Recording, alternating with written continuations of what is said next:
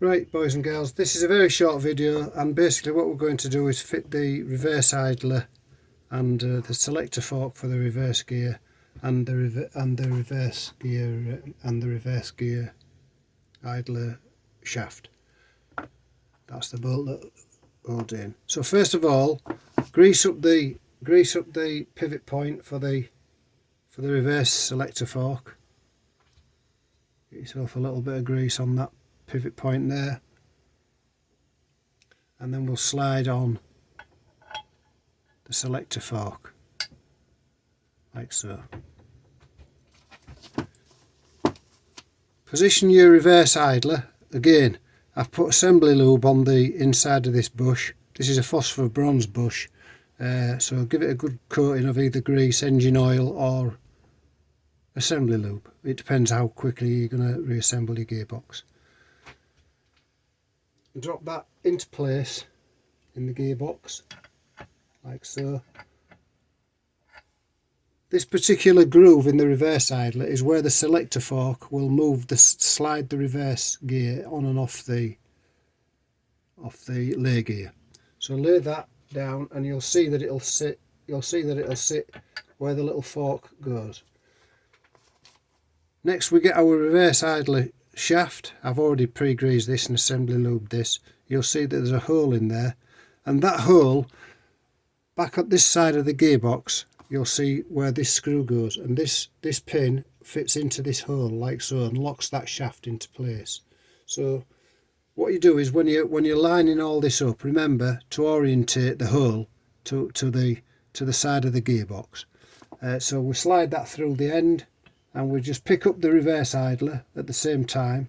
Pick that up, you'll fiddle about with your fingers, make sure it lines up with the selector fork, so the selector fork is on the shaft as well, and then just fit the shaft in place. Make sure you turn it so the hole in the shaft orientates towards the end of the gearbox, and then just start screwing the pin in, and you'll be able to just wet my fingers. You'll be able to tell when that shaft is located, because A, the pin will screw in, and B, you won't be, once the pin's in, you will not be able to turn that shaft. It'll just the pin will lock it in place. I can only turn it there, look. If it wasn't locked in place, then you can rotate the shaft right the way around.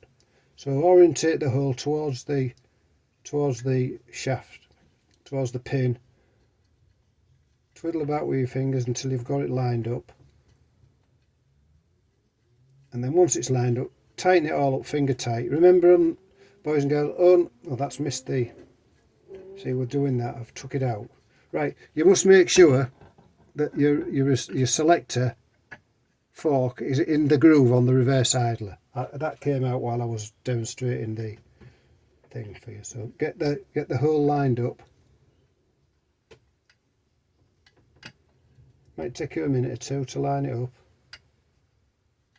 These are real-time videos, boys and girls. There, it's lined up now, it's locked into place. You can finger tight that screw all the way in now, and that locks that shaft. You'll remember to tighten it up with the spanner. So our lay gear's dropped to the bottom. We've got our reverse gear in situ. It's on the shaft. We can use the selector fork. You can see that gear sliding along nicely now. Look, it slides along the shaft, and that's what we want. That's what we're looking for.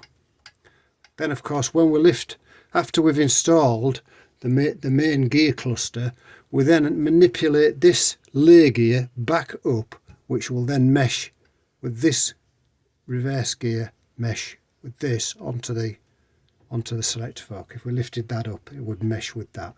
So that's the first stage of our rebuild rather, sorry. So that's a short video. Hope you've enjoyed it. It's going to get pretty simple after that, apart from just fiddling about with a few little bits. So thanks again for watching, and I hope you're still finding them interesting. Give me a thumbs up if you do, it just encourages me. Thank you.